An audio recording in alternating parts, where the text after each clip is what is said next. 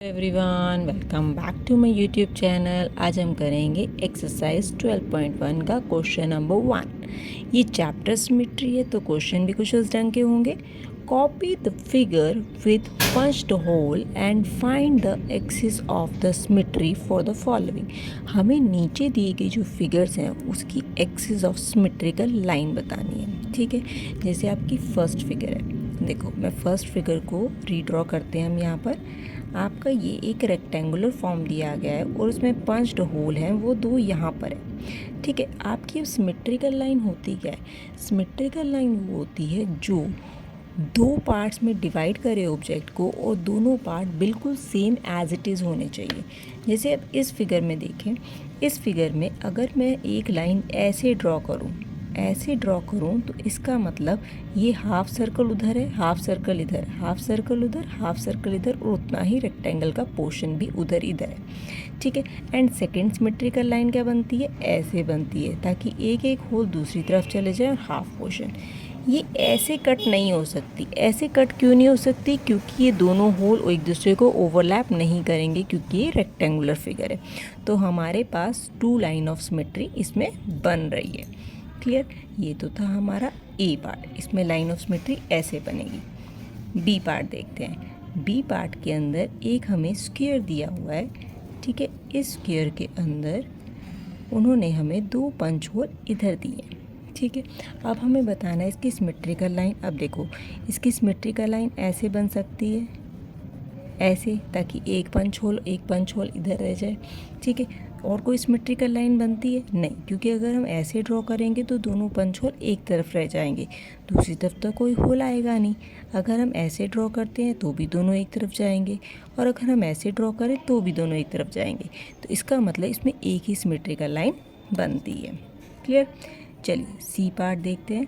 जो हमें रेक्टेंगल दिया गया है उसमें दो पंच होल दिए गए हैं, वो भी only on the right side. अब देखो, इसकी सिमेट्रिकल लाइन ऐसे बन सकती है ताकि एक पंच होल उधर चला जाए।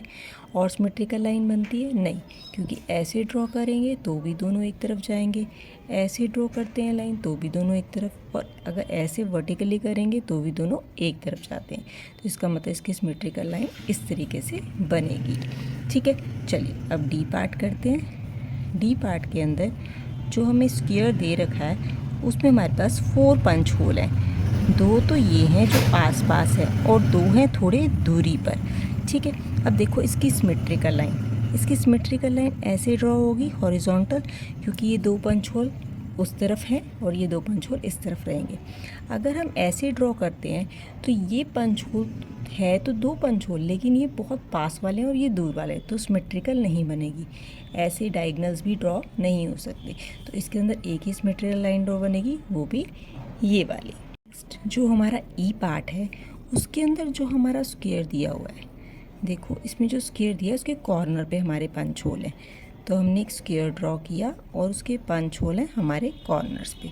अब देखते हैं इसकी कौन सी सिमेट्रिकल लाइन बनती है। देखो, एक सिमेट्रिकल लाइन ये बनती है, दोनों एक जैसे दिख रहे हैं कटने के बाद। एक सिमेट्रिकल लाइन ऐसे बनती है तो भी दोनों एक जैसे दिखेंगे। एक सिमेट्रिकल लाइन ये बनती है तो हाँ, एक यहाँ पर पंच होल है, एक यहाँ, और दोनों हाफ हाफ आ जाएंगे। सिमिलरली जब यहाँ से भी ड्रॉ करते हैं तो भी सेम बनती है, यानी हमारे पास 1 2 3 एंड 4, यहाँ पर 4 सिमेट्रिकल लाइन बनती है। क्लियर? चलिए एफ पार्ट देखते हैं।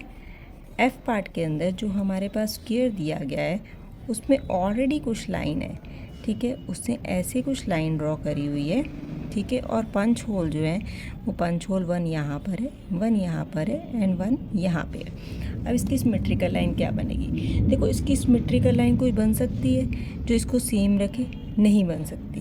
क्यों? क्योंकि अगर हम ऐसे लाइन ड्रॉ करते हैं तो दोनों इस साइड बनेंगे, उस साइड जाते ही नहीं। अगर हम ऐसे ड्रॉ करते हैं तो भी ये पंच होल का इधर पैक नहीं है, ऐसे ड्रॉ करने पर भी हमारी इधर नहीं है। ठीक है, और हमारे पास वर्टिकली भी ड्रॉ करके हॉरिजॉन्टली भी ड्रॉ करें, डायगोनल भी किसी तरीके से भी इसके अंदर नहीं है, तो इसके अंदर कोई भी हमारी नहीं बनती एक्सिस ऑफ सिमेट्री। क्लियर? इस वीडियो में इतना ही, नेक्स्ट वीडियो में करेंगे रिमेनिंग पार्ट्स।